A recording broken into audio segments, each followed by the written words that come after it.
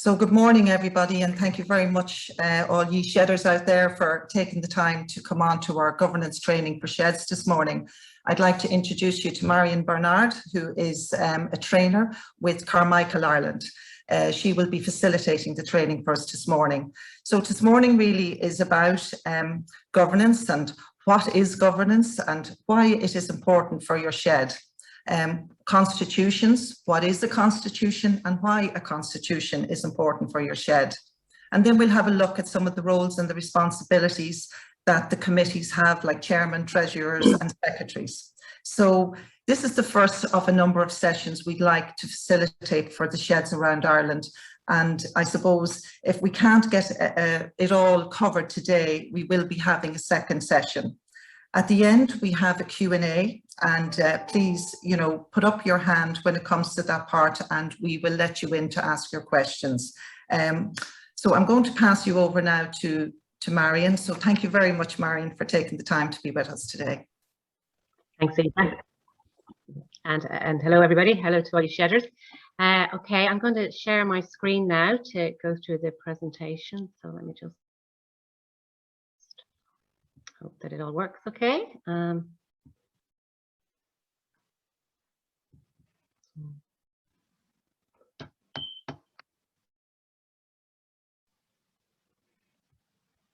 Okay, so you should all be able to see just the Carmichael logo there. So I'm giving this webinar on behalf of Carmichael. I'm just going to tell you a little bit first about Carmichael. Carmichael is a leading specialist training and support body for non-profits in Ireland, and we facilitate about 40 to 45 scheduled workshops every year, and currently they're delivered online. We also provide customised training and consultancy working with non-profits across 26 counties, and in 2020 we had 223 of those events. Carmichael is also an accommodation provider. It provides accommodation for 40 non-profits, sharing some space in their centre in Dublin, pooling resources and tapping into peer support and services, enabling them to save time, reduce cost, upskill, and then focus more on quality services to their beneficiaries. So today, as Eva said, we're here to talk about governance, talk about your constitution and key roles and responsibilities in relation to governance and running your men's sheds. And then I'm going to finish off with a few tips and tools to make sure that's done correctly. So we'll start by a quick overview of the men's sheds, and you will all know much more about that than me, but I think it's a good place to start, as we're here to discuss governance in men's sheds, which are a particular type of organisation, as we will see, and then we'll take a look at the very important constitution document, which is a key governing document. We'll take a closer look then at what governance means and the key governance roles and responsibilities in your organisation. And then finally, as I said, we'll look at a few tips and tools for good governance in men's sheds. And then there'll be some time for questions. So first thing, as I said, it's useful to look at what type of organisation your men's shed is. And each men's shed is its own separate community organisation, community association. So each is autonomous, you're all separate organisations, and you're generally set up and run by volunteers, and you're set up for the benefit of a particular, segment of your community. So what's the purpose of a men's shed? So firstly, to provide a venue for men to talk and connect with others while participating in group and or individual projects, to provide opportunities for friendship and socializing in a safe environment, while at the same time providing the space, expertise and facilities for men to pursue hobbies, crafts and creativity, and thirdly, to undertake projects acceptable to the group which are of benefit to individuals, groups and the broader community. So some men's sheds may have differences, and I'm sure there's much more to it than that, and loads of benefits and fun to be involved, but this gives an idea of what a men's shed is all about. So knowing what the organisation is and what its purpose is was essential for me when researching this webinar, and that is equally true of anyone involved with your organisation, be that a service user, a committee member, a funder, or any member of your community. Equally, people may want to know how you do things and what will happen if you have to close down, you know, if that would unfortunately happen. So before you do anything as an organisation, you must have an overarching governing document in place for your organisation that explains all this. And that document is the Constitution. So what is a Constitution? So a Constitution is simply the aims and rules that your group will use.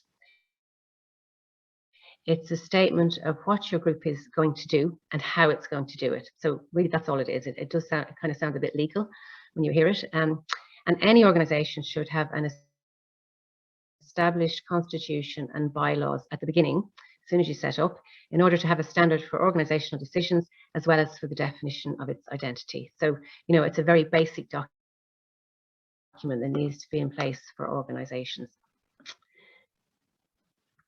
So what should be in your constitution? So first of all, obviously, your name, whatever name you've decided to call your organisation, and that name should reflect, you know, a little bit about what your organisation is for. So with the Men's Sheds, I think Men's Sheds has become quite famous, so that's self-explanatory. But you know, if I'm from Portarlington, if I was setting up an organisation, I might call it Portarlington Men's Sheds. Aims. So it's also important to detail why the organisation has set up, and detail what the aims of the organisation are and what needs it will fill, and how the aim is of benefit to the community, because you know, it's a community organisation, it's a not-for-profit.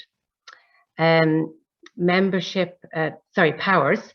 So the Constitution, this document actually gives your shed powers. So to do things that it needs to do for the organisation, such as raise money, open a bank account, pay expenses, take out insurance, create a management committee, appoint officers, hold management committee meetings at which, you know, binding decisions can be made. So this document actually gives the organisation powers. So it's a really, really important document. As part of the document as well, it will have the membership requirements. So that will detail the shed membership requirements, such as members must possibly be over 18 or live in a particular area, or whatever the requirements are for your particular men's sheds. And with that, then there are membership responsibilities, of course, and the Constitution will also describe what the membership responsibilities are and what happens to members who don't meet their responsibilities. And that's important, because it's important to, you know, we hope everything will go right, but we need to plan in case things go wrong. Committees then, the Constitution will outline the role of the management committee and the functions. It will explain the arrangements for committee meetings, including things like the lowest number of attendees needed to hold a meeting and make decision, which is called quorum. What happens if there's a vote, which is split 50-50. So, you know, you can have, there's a few choices. You could have the chair make the deciding vote, or you could have the matter put forward for the next meeting. So that's outlined in the Constitution. The Constitution will also have details of notes and minutes taken and how long they're kept, and do they need to be approved or signed off by the chair, and also how often meetings should happen. So the management committee are, you know, the main committee in the shed. So, you know, there should be a minimum number of meetings, and that'll be outlined in the Constitution. Constitution will also look at officer duties. So it will include a listing of what officer positions are in your men's sheds, with basic job descriptions included. It's also a good idea to have limits as to how long a person can hold any committee role, because it's always good to refresh your committee. So having time limits, not too short either, but having time limits in there is a good idea. The Constitution must also include that the bank account must require a minimum of 2 signatories to operate the account. So this gives a good financial control to the organisation then. Elections and voting, all of that stuff is explained in the Constitution, the procedure for voting and elections, you know, at the annual general meeting, and to ensure that the committee continues from year to year. And the Constitution will also outline how your annual general meeting should be run, and that's only held once a year. So, you know, you always have to go back to your constitution. I do anyway when I'm doing an annual general meeting, and, you know, really look at the process that is needed to run an annual general meeting. And, you know, if you need to make any amendments, then that should also be in the constitution. There should be a procedure there for adding to or changing what they call the bylaws. So the rules in your constitution, the procedure for changing those will be part of the document. You know, obviously, it's a democratic process, so it should include what percentage of members must approve amendment for it to pass. So it's usually 2/3 majority if there's an amendment.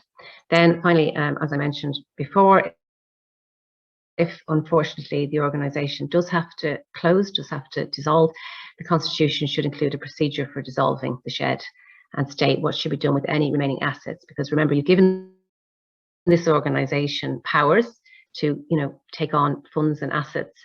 So, you know, if that organisation then gets dissolved, what happens to those assets? So, for an example, would be that any assets remaining after the payment of all debts and liabilities shall be given to another similar organisation with the causes of benefit to the community. So, you know, it's really important to have that laid out, because you know, you've effectively created an entity. So the wording then as well of a constitution, I've read lots of constitutions, and they can be quite difficult to understand sometimes. There's a lot of legal jargon, but with the Sheds constitution, there's less legal requirements in it. So, you know, and there's a great example. The IMSA has a template, and it's a very clear, plain English document. So it's very, you know, so you're lucky to be able to have a framework like that to put your constitution in. So the constitution then, you know, it is the governing document of your organisation. It's the fundamental document. It's laying out what you're doing, the powers, the responsibilities, all those things that are on the screen in front of you. So you need to refer to it often, and you need to follow it. So it's just, I can't stress enough how important the document is. And I, you know, over the years, I've been involved in the not-for-profit sector for 20 years, and in businesses, they have just been left on shelves, and people do forget about them a bit, I think. But they do, they're so important when it comes to governance, and governance has become very important in today's world, as we know. And so, you know, always make sure that you know where it is and that you are familiar with it, particularly if you're involved in the management committee, but even any member of the men's sheds. Okay. So now I'm going to look at who actually owns your men's shed. So, you know, as we've said, it's a community association. It's set up with its own constitution, which describes a purpose, allocates powers, and allows the organisation to have funds and assets. So when I first started a bit of study on non-profits, there was actually a long segment on this, on who owns a non-profit. Obviously, we don't have time for that today, but it's certainly worth thinking about, particularly when we look at governance. So nobody really owns the organisation, because it's there to help a segment of your community, as we said, and nobody actually owns it because it's its own entity. Or it could be argued that everybody owns the organisation because it's there to help a segment of your community, and it's open to anyone, you know, who's eligible and willing to abide by the rules of the organisation. So this is interesting when you look at the best way to manage these organisations, and that's where governance comes in. So the need for governance exists anytime a group of people come together to accomplish a common goal, such as maybe to set up a business, a charity, or in your case, a men's shed, which is an association for your community. So most definitions of governance are based on 3 parts. Firstly, authority. So as I said, when nobody actually owns an organisation, or everybody owns an organisation, such as the men's shed, obviously no one person is in charge. No one person has authority. Or that should be the case anyway. That should certainly be the case. So there must be a system in place to share authority in the organisation. Secondly, then, decision making. Again, in these types of organisation, there must be processes in place around decision making. So again, no one person owns the organisation. So who makes the decisions and how are those decisions made? And finally, accountability. So who is accountable for the services, the finances, and the affairs of these organisations? Because nobody will fund you unless there is accountability, especially if it all goes wrong. Unfortunately, there's often no praise when things run smoothly, and that's just expected. But you can be sure when things go wrong, there'll be plenty of looking for accountability. So to summarize, really, governance is about having systems in place around authority, decision making, and accountability in organizations where everybody owns the organization or nobody owns the organization, depending on what way you look at it. So good governance involves putting in place the systems and processes to ensure your organization achieves its objectives with integrity and is managed in an effective, accountable, and transparent way. So that's the charities regulator's definition of good governance. And for not-profits, that's a really good place to look to. It all sounds like a bit of a mouthful, but if we break it down a little bit, it's very manageable. So who is in charge of all this governance of the organisation? Good question. So for the men's sheds, it's the management committee. And it all sounds very important and very business-like, and it certainly is very important. So just have a photo of maybe that's what your meetings look like. But I think this is probably more like it for most not-for-profits. And I prefer to think of the management committee as a team, particularly, for, as I say, the not-for-profit sector. So they're not getting paid like they would be if this was a business, but they're working there because they want to help to maintain a valuable organisation in their community. And the motivations and possibly the outputs as well may be very different from a business organisation, but they do have much the same function when it comes to governance.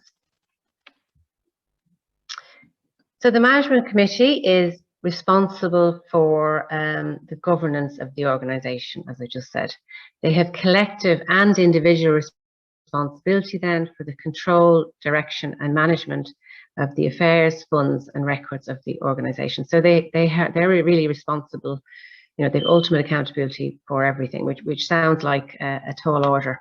That responsibility is collective as a group, so that's why it's so important for committees to operate as a team. And also, though, there is individual responsibility, of course. So if the rest of the group is doing something that you really think is wrong, you need to be able to say that. So the management committee.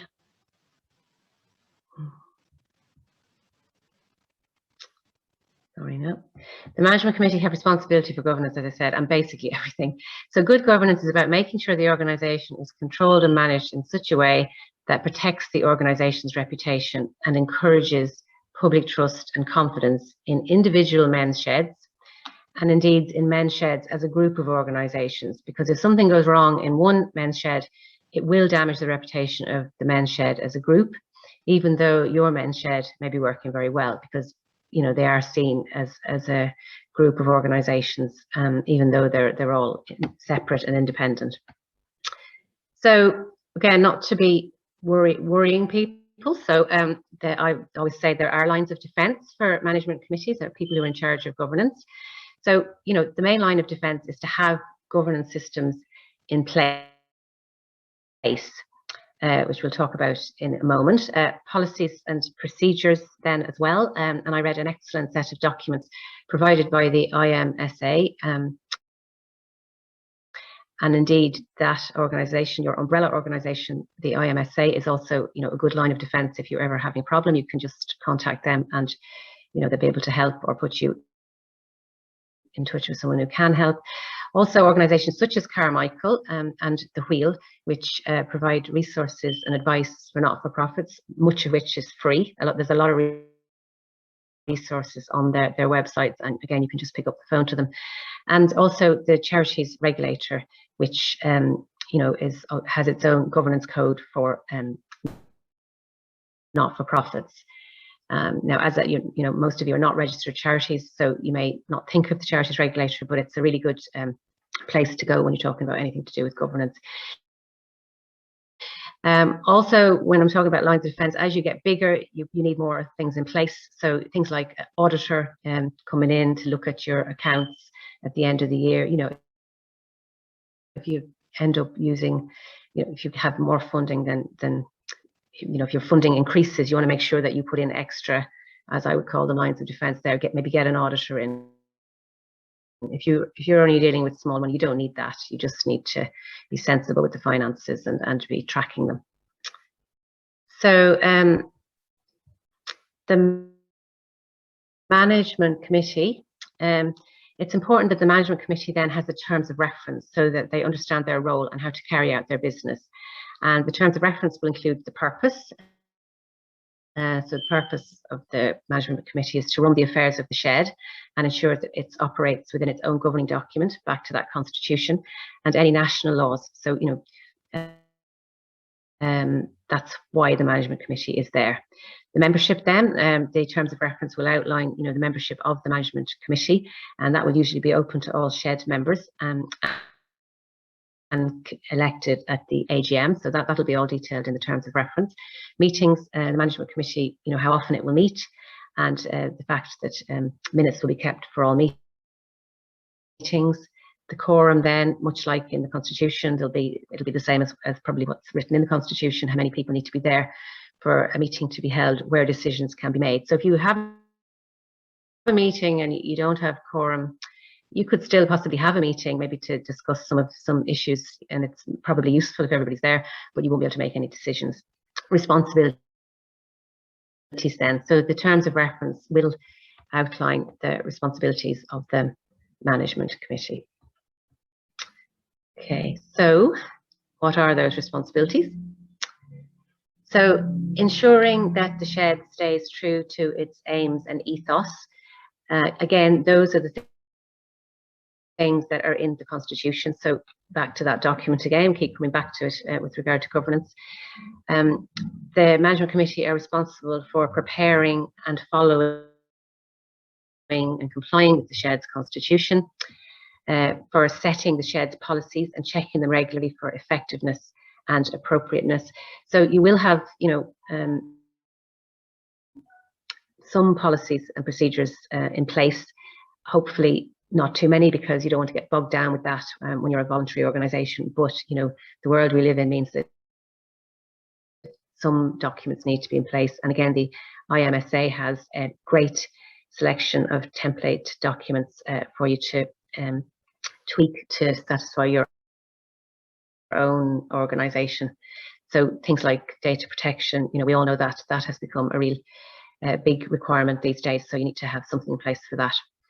And then, you know, when you have policies in place, you just need to check them every now and again to make sure that they're still correct, because things change. The committee is also responsible for monitoring the good order of the shed's finances.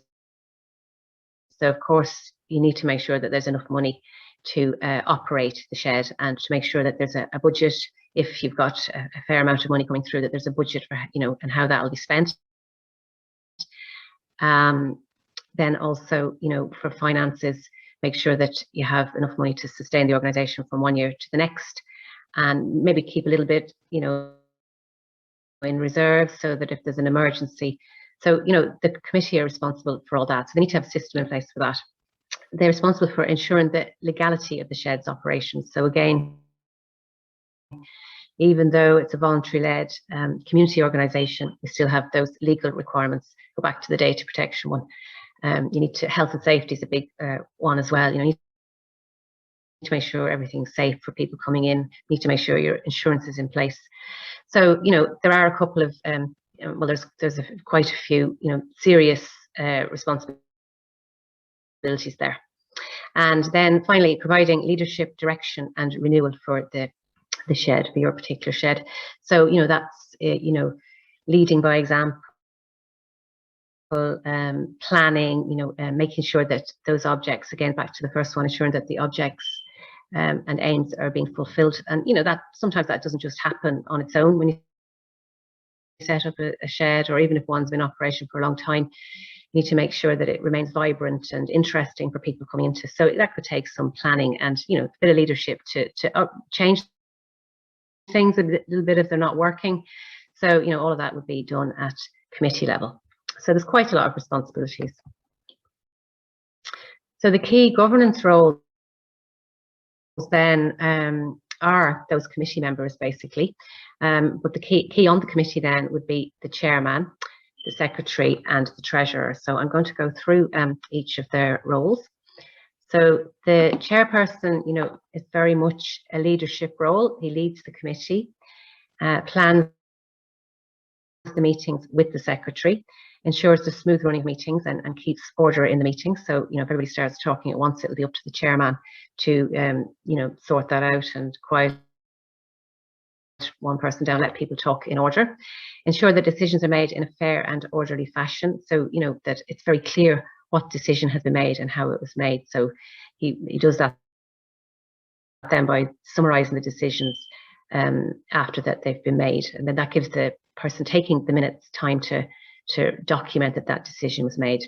The chairperson would usually review the minutes of the meeting before they're circulated, ensure then that any decisions that have been made or actions that are there from the meeting are actually implemented, and promote good governance among fellow committee members. So he needs to understand governance and make sure that everybody else does as well. And part of that is by ensuring new members receive induction at the very start, and then start as you mean to go on. Now, I know a lot of people are in place already, so it's more about receiving training.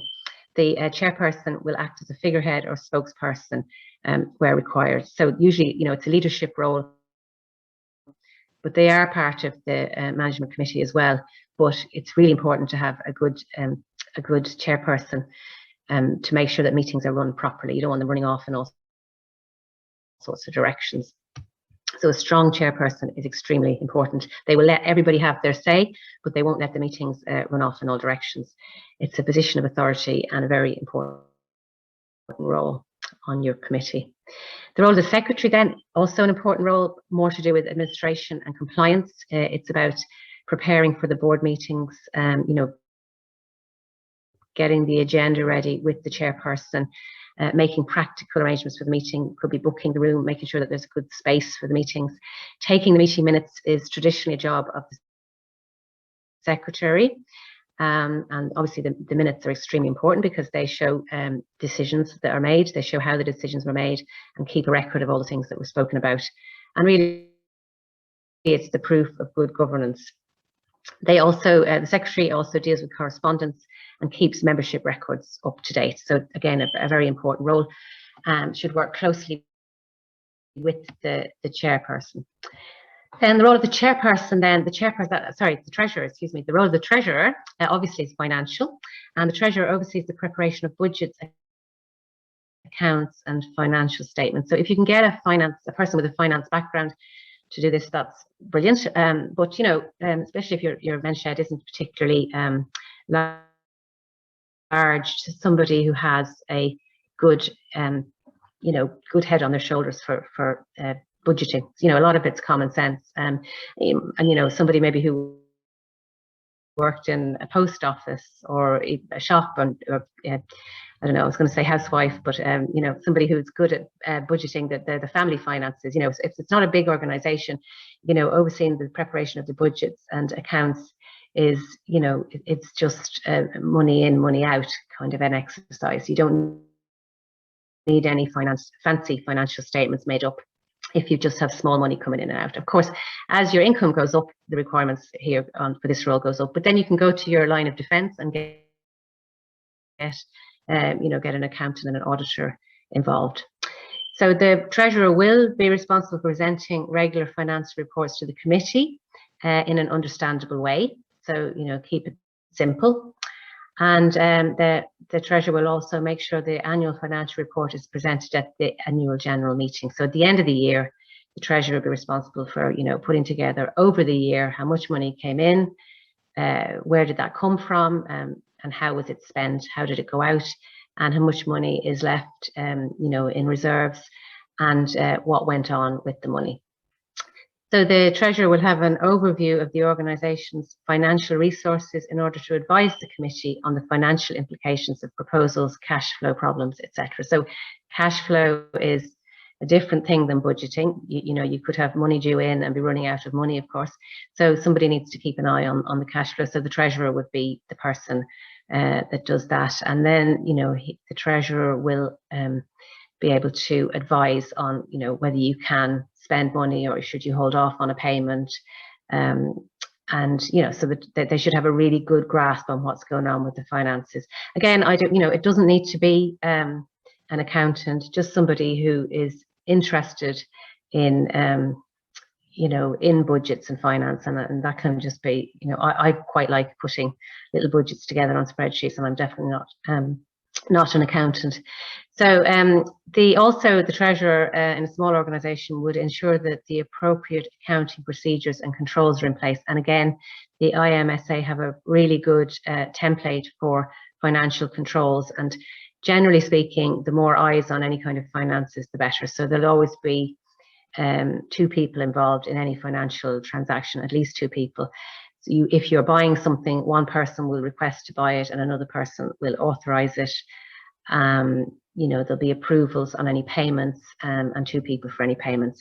So, you know, that's the details of that are all outlined in the template that the IMSA have, and you should make sure that you are following those. And that's to protect everybody so that nobody can, you know, you can't be accused of anything. And it's very clear that there's good controls in place. And if those controls are in place and it's clear that they're there, you know, it gives you great comfort as an organisation. And again, the cheque signatories should be joint cheque signatories if you still have cheques. Of course, these days, a lot is online, and so there's different procedures there, online procedures, which the banks will advise you about, and they have loads of security for organisations now. So again, Treasurer is a really important role, and you know, there can be joint treasurers, and that's good because it sort of shares things out, and it means that there's 2 people managing the finances. So now I'm coming up to the tips for good governance in your men's shed. So I, you know, I couldn't resist putting the governance toolkit from the Charities Regulator up here. The Charities Regulator toolkit uses 6 principles and core standards within these 6 principles. But if you're following those, it really ensures good governance in a very proportionate way for small not-for-profit organisations, and it's a really good go-to place for implementing best governance practice. So, you know, if you have a particular interest in it, go and look it up on the Charities Regulator's website. There's a very readable short document on it. Now, don't get too carried away with it. There are additional standards for large organisations. You don't need to worry about those. And you know, most governance requirements can be satisfied with a few policies and procedures and committee meeting minutes. So I'm going to just go through this really briefly because it is a really useful toolkit, and you'll see that we've kind of covered a lot of stuff already. So the first principle is advancing your purpose. So, you know, I think I've kind of done it to death, really. It's the Constitution. Your purpose is in there. As a not-for-profit organisation being governed well, it's all about your purpose. Why are you here? So you need to make sure that you're doing what your Constitution or your governing document says you should be doing. If there's any benefit to anybody, if there's any private benefits, such as expenses, that should all be related to advancing that charitable purpose. So look, it's fine to pay travel expenses if somebody has to travel around, but it needs to be to help with that charitable purpose.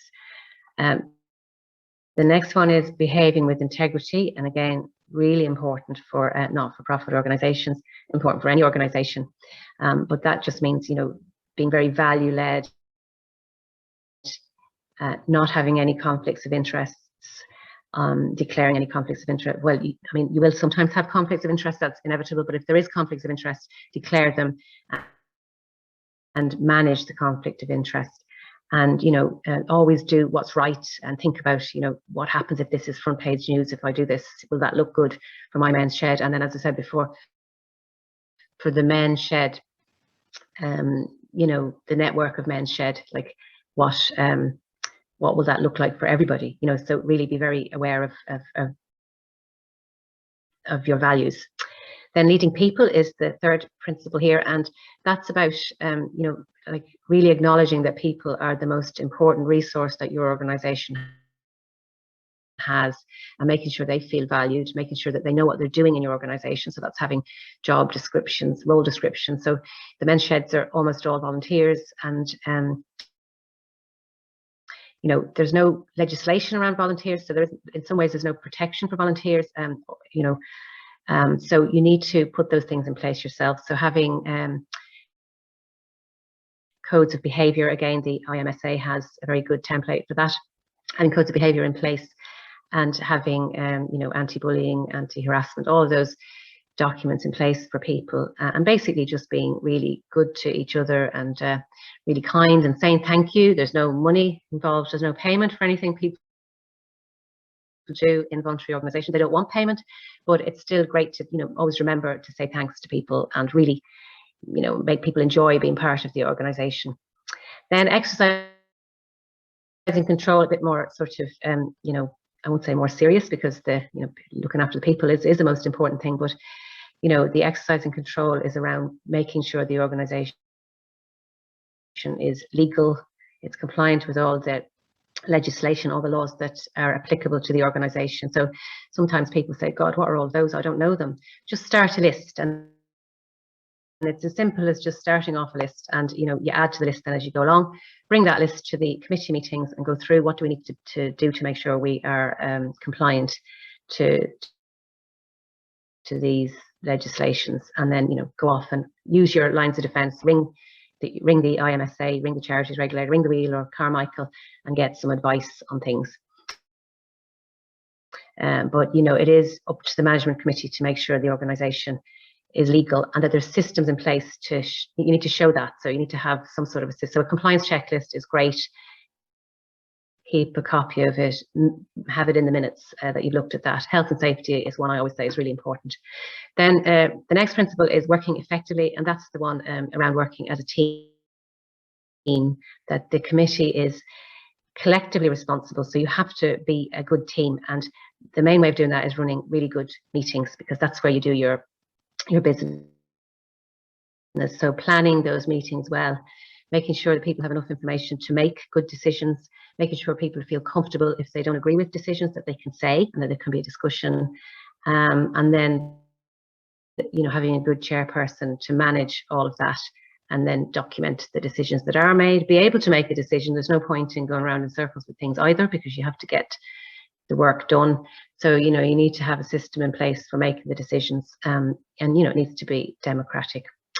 And then finally, being accountable and transparent, and that's something you hear a lot in the not-for-profit sector, accountability and transparency. So it's the money that you're using is money given to you by public donations, possibly by government grants, so it's important to explain what was done with that money. Where did the money come from, and what did you spend it on, and how much money have you got left, and what are you going to use that for? Is it in reserves, or are you going to, if you've got a lot of cash in the bank, say, are you keeping that for a particular project? Explain to people. Don't worry about being asked about finances in particular. Those things are all open to scrutiny, and you should be comfortable with that and able to share that. Be open about what the organisation is for, who's allowed to join, what type of an organisation you are. So all of that, and be able to publicise it and explain it. So that's really important. So all of these things, there's a lot of detail on it on the Charities Regulator's website in the Charities Governance Code, under the core principles. So the core standards. So don't get frightened by the additional standards. As I said, there will be no need to go that far, but the core standards are certainly a good benchmark for small not-for-profits. So, as I said a few minutes ago, much of what's achieved in not-for-profits is a result of teamwork by committees, and much of that takes place during meetings. The operation of and documentation of an effective way to govern and illustrate how well an organisation is being run with regard to governance. So documenting those meetings is a really important way of showing good governance. So, you know, you may sometimes feel there's too many meetings, and could have been an email, but they certainly, particularly committee meetings, very important for governance. So, you know, how to have a good meeting, you know, and show good governance, I think really important is to have an agenda. Sometimes people forget about the agenda. They just go to the meeting and they do document it, document the decisions, and that's great. But, you know, you need to make sure you're really getting the most out of the meeting, and a really good agenda that changes from meeting to meeting is invaluable. So I've just done a sample agenda here for that I've set up for Arrington's Men's Shed. It's a committee meeting agenda, the date that it's on. I think it's always great to have a start time and a finish time, and a venue then as well. So for my sample agenda anyway, I always like to have, when it's you know, you're coming here as a volunteer and not for profit, it's, you know, it's often a good idea to reflect on you know, maybe something that you achieved, something that's really positive that's happened in the organisation, so that people know why they're there. I think that's a great idea for not for profits. You know, and it really helps with your values, why you're there. Secondly, then, a bit more serious, conflicts of interest. I think that should always be an agenda item, just to remind people that they need to watch out for any kind of conflicts of interest, and, you know, if there is one, to declare it and manage it according to whatever procedure you have in place. The minutes then at the last meeting and any actions from that should be part of your agenda, so that the minutes are agreed, so that everyone's happy that those were the minutes and approved by the chair. And then any actions to see how they, you know, have they been completed, and get that marked up as complete. Then, as I said before, have a finance report or update, call it whatever you want. If you want to do up a little report, obviously that will be the treasurer, and that should be really at every meeting. You know, even if there's not very much to report, it's always worth looking at the finances. And you might have to say, well, how are we doing with our budget? How are we doing with our cash flow? Is there anything unexpected happening with our finances? Have we got any new projects that need to be assessed from a financial point of view?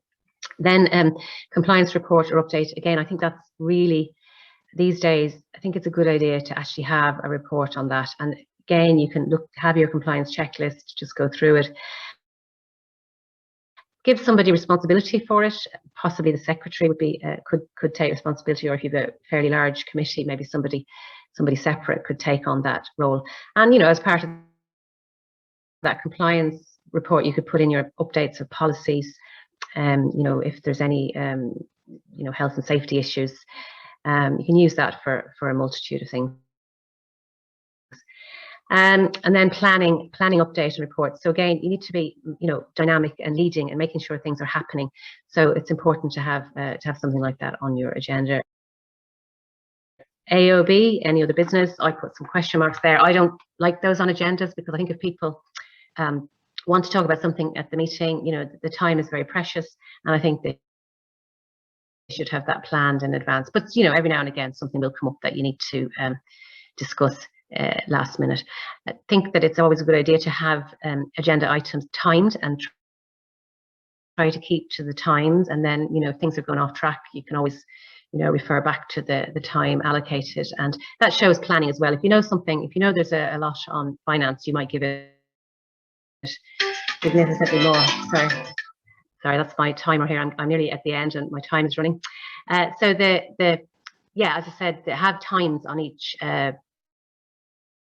you know, section, and that will really help keep the meeting focused and doing what it's supposed to be doing, because you don't want these meetings to be talking about you know, I was at a board meeting one time where the bins being put out was a topic of conversation. That's a waste of people's time.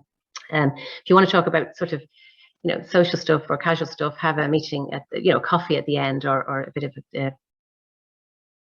you know, a social event afterwards or something. But for the meeting, you know, it needs to be kept serious. You know, it needs to be about what the organisation is about. There's lots of other opportunities for sort of lighter things.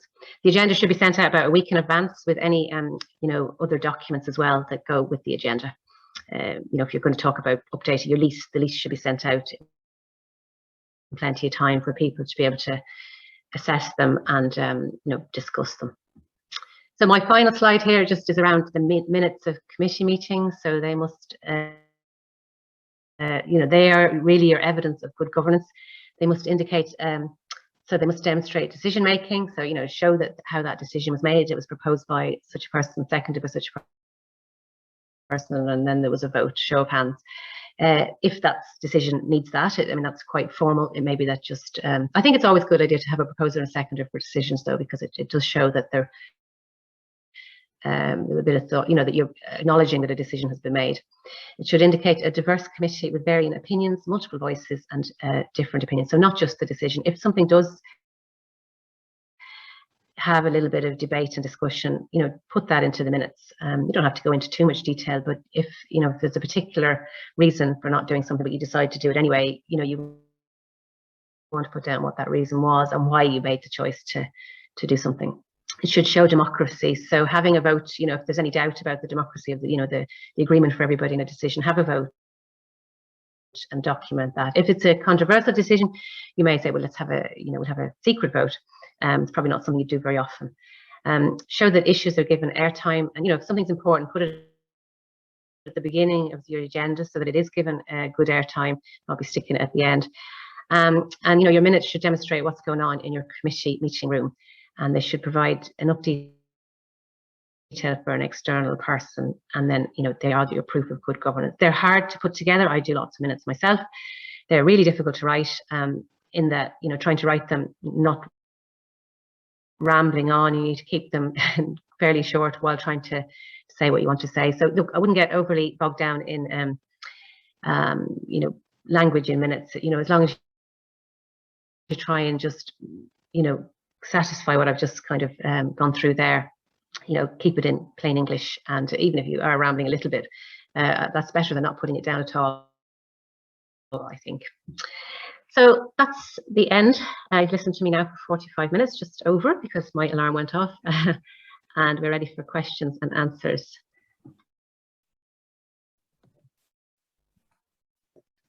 This is where I'll join you now, Marian, but and Shauna, thank you. So probably we had a raised hand, didn't we, Shauna, there? So maybe you might guide the different people in. Yeah, so I think Ray Hart asked the question first.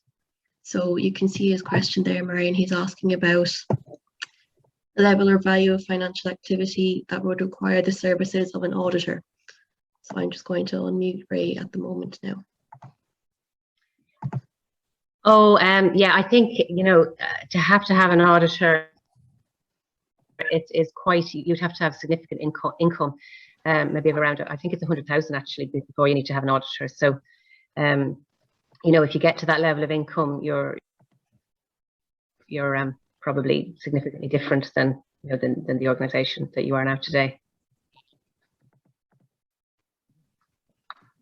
Okay, and then we had Dermot Long was next. Well, maybe just say to Ray that he can be heard. Yeah, just on that, again, I suppose on that, once you get into auditor, you know, territory, there's a cost. But it was just obviously when you had mentioned it there in relation to an auditor, like I would be aware that you would be getting into the territory of, you know, high financials. Like most sheds, you know, you're talking about possibly would have operation costs maybe in the region of maybe €2,000. So like the cost of an auditor, and that would certainly be restrictive. But I'm just thinking in terms of, say, long-term compliance, you know, is there at some stage, will there be something that maybe sheds will be checked, you know, in relation to the finances, you know, or will there be an auditor at some stage? Because I'm just thinking on that, you know, would there be something coming down the line, especially with the way the charities governance code has gone? And then maybe at that stage, then would there be, you know, we probably would have to look at something along those lines. Yeah, and I think, I suppose there's no legal requirement to have an auditor, and by the time you get to a legal requirement to have an auditor, you would be probably changing your legal format, so you become maybe a company limited by guarantee, or you might change the type of organisation that you are. I don't mean amend shed, but just change your legal format. So, and at that stage, you'd be into totally different territory with regards to compliance requirements. I suppose what I was thinking for amend sheds when saying, you know, getting a line of defence and auditor, maybe you might get somebody who is an accountant to go through the accounts as a a voluntary contribution to the organization. It's I suppose for small organizations, you just, you don't have the finances and resources, and certainly,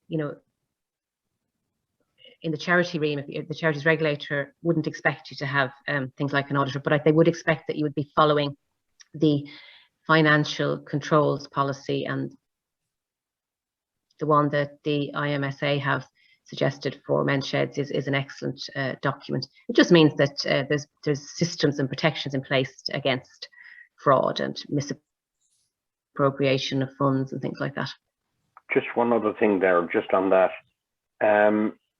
As you mentioned there about, the change of the type of organisation, there might be a number of sheds that might have registered as, their own charitable or their own charitable status.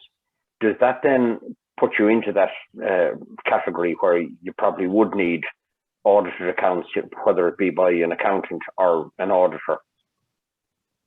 No, it doesn't, because you can be registered as a charity and be just a small non-incorporated charity. So there's no requirement to have audited accounts. It's to do with your turnover, and also if you're company limited by guarantee, as you get your turnover goes up, that's a more appropriate format to be. And then there's different laws that you have to abide by, basically. So if your income is low and you're an unincorporated entity, it's just about keeping accounts, and an Excel spreadsheet is a good way of doing that. Budgets as well. It's a good idea. Like, you think about your household accounts, you would keep a certain just budget in place, and you'd know what your income is and your expenditure is. It's kind of common sense accounting, I think, for small amounts. Yourself really when you start to, if you start to get significant funding, the funders giving you the funding will start asking for more stuff, and then you'll be starting to review the whole situation and possibly change it. But for small men's sheds, all you need is very basic accounts, really. But use the use the help that you can get from other organizations, and also if you can try and get somebody involved in your organization who has that accounting skill, that's great. They don't have to be the treasurer, but if they can come in and look over the accounts, that helps as well. That's perfect. Thanks, Marian. Okay. Who's then? Dermot Long. Okay, Sorry. Jesus, I didn't want to turn on that alarm.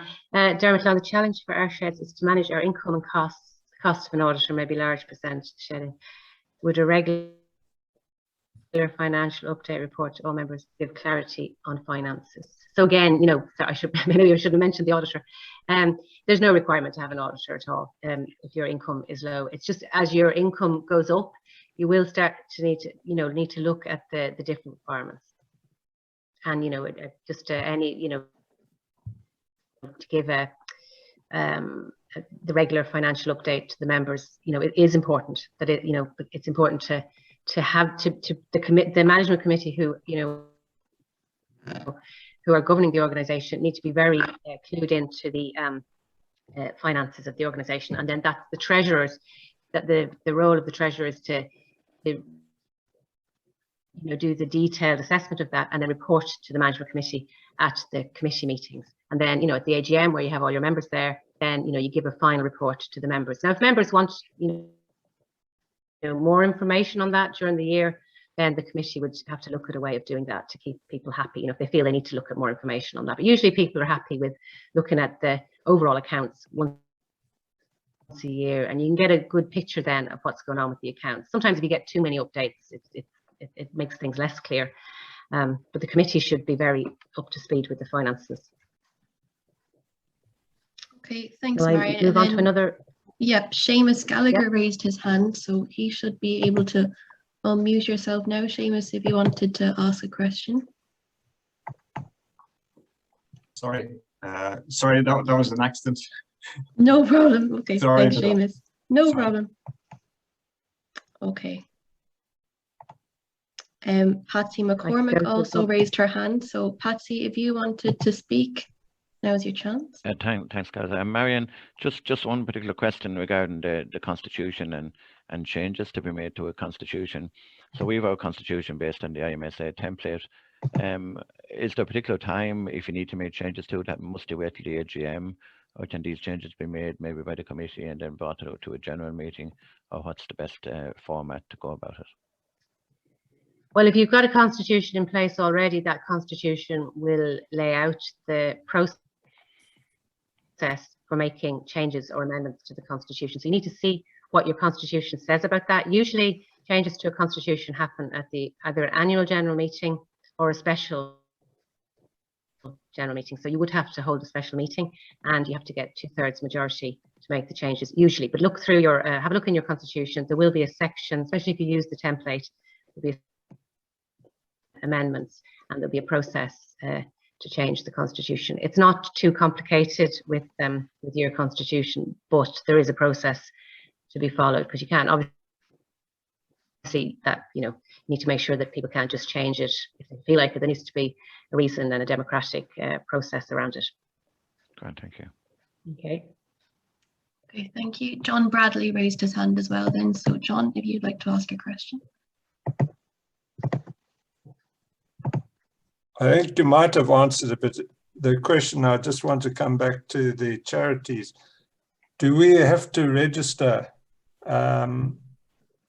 Is the Men's Shed as an organisation registered with the Charities Commission, or do individual clubs have to register with the Commission? And is there a threshold at which you would have to register? Yeah, that's a good question. Individual sheds definitely don't have to register as charities. You have to, when you're registering as a charity, you have to show there's I suppose, a real need for you to be a registered charity, and that not already lots of charities registered for that, doing that same job as registered charities. So for something like the Men's Sheds, and you are all each individual organisation, that would be a decision for your organisation, so for your management committee to weigh up the pros and cons. Because if you register as a charity, you have to abide. Now, I mean, we're going to be like, obviously people are going to be abiding by the best governance practice possible anyway, but there is a sort of a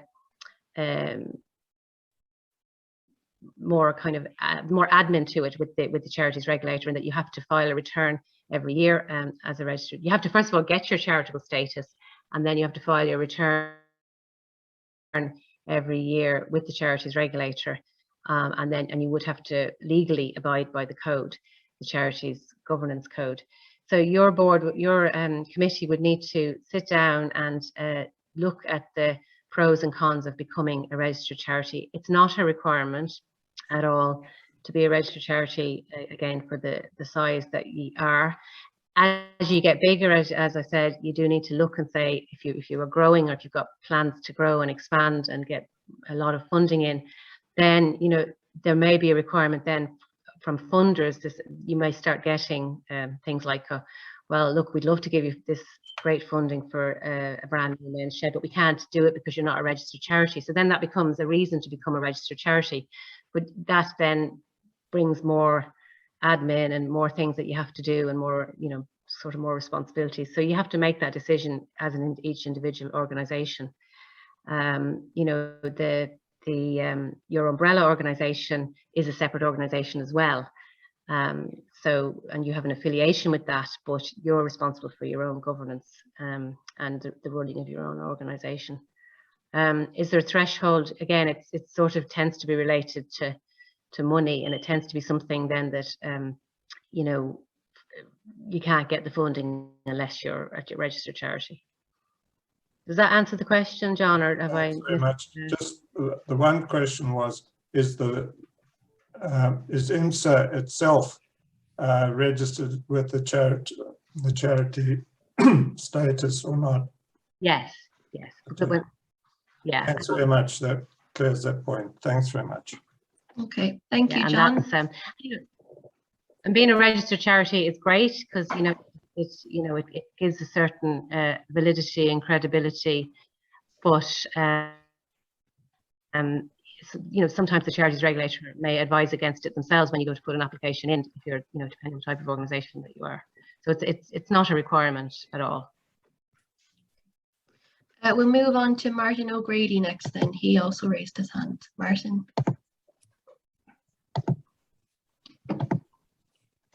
Just to get him unmuted. Oh, yeah. Yeah. Can I just ask, as it's getting more difficult to get committee members elected every year, would you suggest how long any committee should stay in place to keep the shed healthy as regards governance? Yeah, that's a really good point. And it comes up anytime I do training with particularly small charities or small not-for-profits. It can be difficult, but one thing I would say is the management committee in place at the moment should, if you're having problems recruiting committee members, it should be an agenda item for start off. Succession planning, and you should have a plan and be very active about it. So I know that doesn't necessarily solve the problem, but sometimes people they get it in their head it's difficult, and when they actually go out and start asking people and using a few techniques, if they actually research into it, that they do eventually find people, and it's not quite as difficult as they thought it was going to be. So it's all I'm saying is just to make sure that it's something that your committee is looking at actively, at least a couple of times a year, especially if you need new committee members. With regards to the time to stay on a committee, you don't want to make it too short, because you do want, it isn't that easy to get people. So I think, sorry, can't turn that off now. I think that 9 years is a reasonable time period. It's quite a long time, and it would be better to renew people more often than that. But more realistic than maybe saying it's more realistic than saying we're going to change our committee every 4 years or something, which you're never going to be able to do it. So if you look to other industries, like say the credit union sector, which is very heavily regulated by the central bank, and they have to renew their boards periodically, they will allow up to 9 years. So that's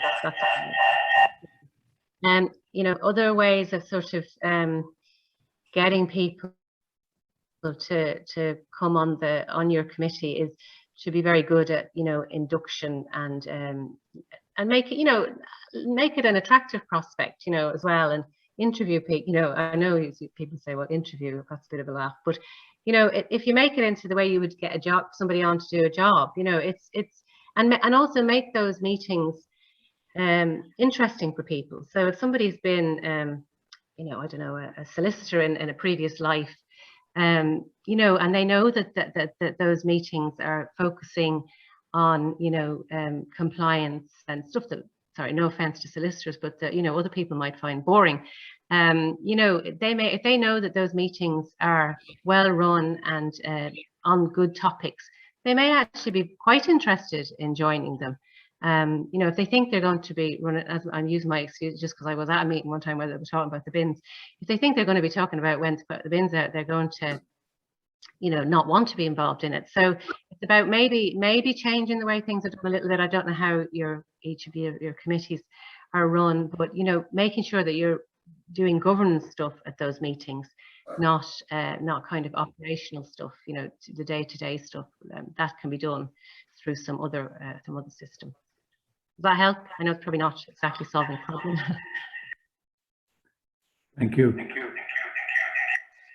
Thank you, Martin. We'll move on then to Thomas Gorey. I know, Thomas, you put it in the Q&A box as well, but if you want to speak further, you can now.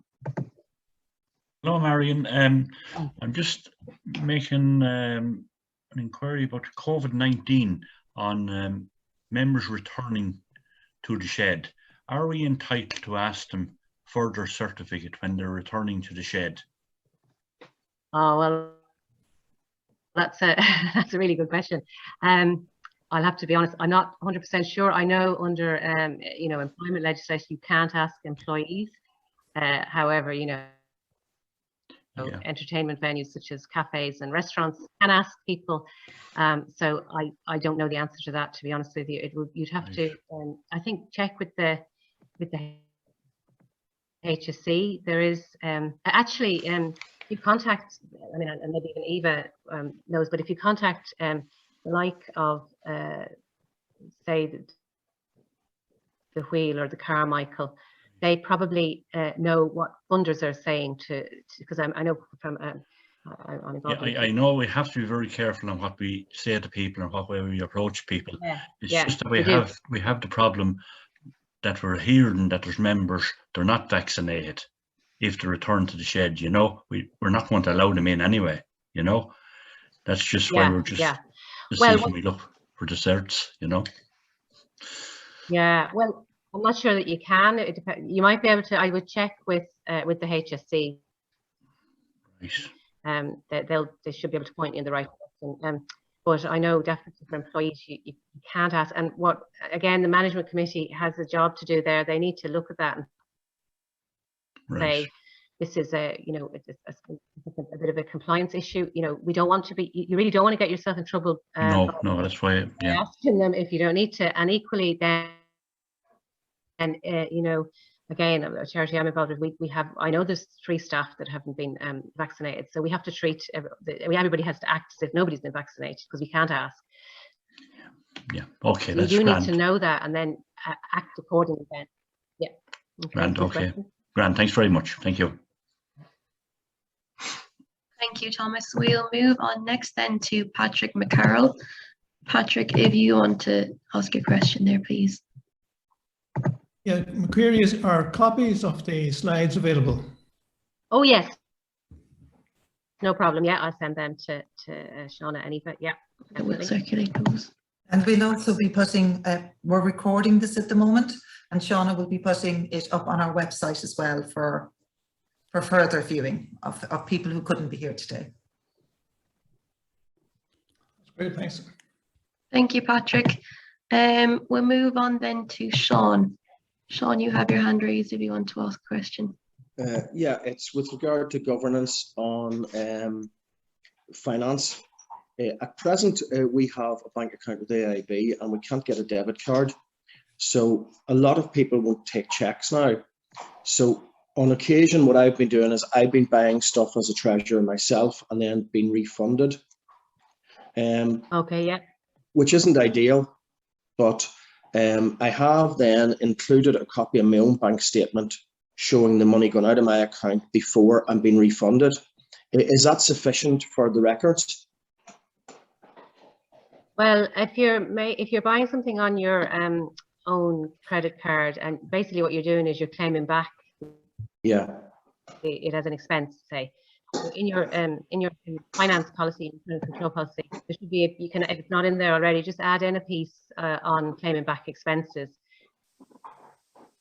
So it's probably not a bad idea to fill in a form if you can just make a very simple form. Say what it was. So, and again, have an approval system as well. So you're the treasurer, so you're the one spending the money. So maybe get somebody to request it. You say, look, we need, I don't know what you'd be buying. We need new chairs for the office. Yeah. You know, the committee knows that. So maybe the chairperson could request a new chair, and then you're purchasing it, and then maybe the secretary requests it, the chairman approves that, you purchase it. Get as many people. It's a bit round the what's the word? There seems to be a lot of steps in it, but to be honest with you, the more people involved, the better. Yeah. And then make sure then, obviously, to do keep their receipts, and I always make sure, well, someone has to sign the check. Someone besides myself has to sign the check to refund me. It's just the bank. The bank will offer us 2 levels of online banking, and one is a read only, which is free, and then the one that allows us transfer money, it's about £25 a month. It's like it's £300 a year. It's quite a lot, you know. Yeah. So that's why we ended up, and it's virtually impossible to get a debit card with any of the banks, because I suppose debit cards only one term. Yeah, I mean, I suppose you could look at yeah, it can be a problem. It can be sometimes easier to get a credit card than a debit card, believe it or not, with the banks. But you know, you should be able to get some sort of a card for the organisation. You know, as its own entity. I'm a little bit surprised that you can't. You could also, you know, try if again, it depends on how it's only now and again. You know, there's probably no point in getting to, but make sure it's documented that what the process is for doing it. It's really just you're just claiming back on your own expenses. Get as many people involved in it as possible, so everybody knows the minutes, and that's great. Thank you. Have it documented. You could again, yeah. Thank you, Sean. We'll move on then to Pat O'Looney. I know again you have it in the Q&A box, but if you wanted to speak further, Pat, you were asking about what constitutes a member. Yes, I'm thinking here in particular for people coming in and wanting to use machinery. What actually allows them to do that? What is the criteria? Say you are a member, and again for say voting at AGMs and stuff like that. What actually constitutes a member? Is the person who has fully paid up the fee for the year, membership fee for the year? Just on a technicality there, I'd like to be sure of that. Yeah, again, yeah, it will be in your constitution. So the constitution will outline what constitutes a member, what the member's responsibilities are, and you know what the fee is, and what happens if they don't pay the fee within the year. And how you know stop someone being a member. So all of that will be in the constitution, and that's up to each organisation. So you can kind of, you know, obviously you want everything to be fair, and sampled constitutions are great to see what kind of the norm is for things. But you know, you can have your own criteria in there, you know. So you just, you know, if you've already got a constitution in place, that's where you'll go to look at what's a member. Sometimes constitutions aren't all that detailed about things, and you can still be left feeling a little bit puzzled. And then that could be something for the committee to look at, making an amendment to the constitution, you know, clarifying things a little bit or adding things. So that's that's the process then of changing the constitution at either an annual general meeting or a special general meeting. So, you know, it's up to each individual men's shed. I think the point with men's sheds as well is that, you know, the fact that it's, you know, there's 400 men's sheds. So, you know, everybody, I suppose it's good to have a little bit of consistency with other men's sheds, and having, you know, networks and talking to each other and things like this as well are a great idea to share what each other does. And I think I did read somewhere that you have, you know, meeting clusters of men's sheds, which is brilliant, because you can share what each other's doing and what each other requires for memberships. And you know, it reminds me of the credit union movement, as it's called. You know, all credit unions are independent, but they, you know, you quite often find if one does something, everybody does it as well. So it's something to bear in mind with your constitutions, to check what other people are doing and things if you feel yours isn't clear enough, you know. Okay, thank you, Marian. Thank you, Pat. Moving on then, Frank Delahunty is coming up as next with his hand raised to me, so we'll go to Frank now. Hello, okay, can you hear me? We can, yeah. Okay. Earlier on at the Q&A, at the beginning of the Q&A session, we were talking about the charities regulator and accounts and auditing and so on and so forth. I can only, submit that in my experience, some sheds are CLGs, company limited by guarantee, and hence they're legal entities, and therefore they have to return to the company's registration office annually their accounts and a signed document. And my shed ran into a haymaker in that we submitted the accounts when we were a little bit late with the signature document. And the next thing we heard from the company's registration office was that we were sanctioned, and it cost us €1,200 as part of the sanction. And a continuation part of that sanction was that we had to submit audited accounts for the next 2 years, which meant we had to engage an auditor. Initially, we didn't require an auditor. We submitted our accounts. but we would be facing it for 2 years. No matter what we did, if we did handstands outside the office, if we put on a special show or something, we couldn't get them to understand or change their mind that there was a simple error in submission caused by their changeover from manual system to electronic system. So I'm just passing on that to the other participants, that be careful with submission of documents to the to the company's registration office. That concludes my little dissertation on the matter. Thank you, Frank. Yes, I'm aware of that, and yes, I'm glad that you actually said it today, because it's well, I feel it's necessary to pass the word. Marian did say about credit unions sharing things. The men's sheds do share things, I can tell you too. So anyway, I hope it's of benefit, and that people will bear in mind that there are little pitfalls. Okay. Oh yes, yeah. And I just to, and not to dwell on it too much, because I'm sure you're sick to death of it. But did you appeal it through their formal appeals? That would be more money for us, and that means that would have meant going to either the High Court or to the local district court in the area where the office, the registration office, was located. And that meant we would have to engage solicitors. That meant we also would have to swear affidavits. All these things cost money. We were seeing a substantial bill. Look, it was an unusual situation that required an unusual resolution. We did it, we resolved it, but it took a little bit of going a different way about it.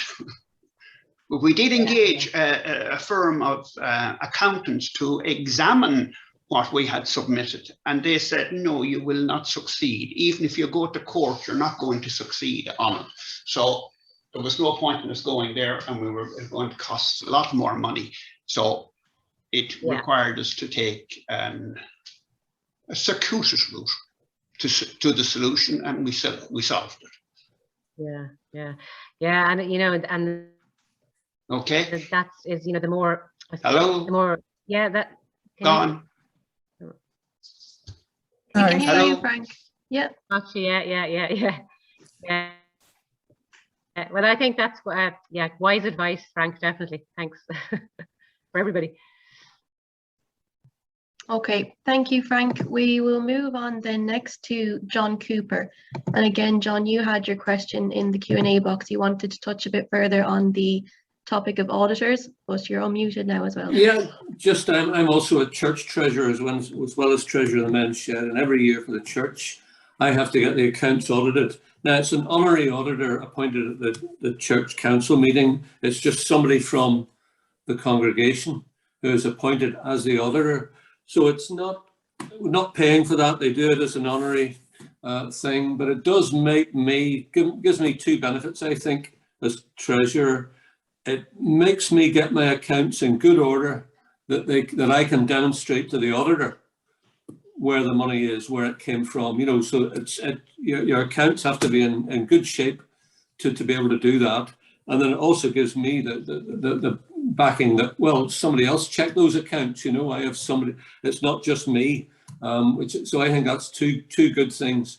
And as I say, it's not an accountant or anything. It's just somebody who maybe has a bit of knowledge or common sense. So I think it is worth thinking of if you're a treasurer of the men, to get somebody else to look through them and keep the accounts in good shape, keep the documentation in good shape as well. Also, just mention on the debit cards, you can get a prepaid debit card. You know, a bit like those debit cards you take on holiday with you, where you load them with money, and they only, you know, so we did have one for a while, and if somebody had to go and buy something, they could load £300 from the bank account onto the card, and then give the debit card to the person who went and bought the kit. That's neat. And thanks for the presentation, Marian. And again, same thing. Enjoyed it. Very good. Thank you. Thanks, John. Thank you. just on any debit card or credit card that you put in place, just to make sure you write down the process around it in your financial controls document, or at least, you know, clarify it in your management meeting as well before you start using it as well. There's a system for using it. Mm-hmm.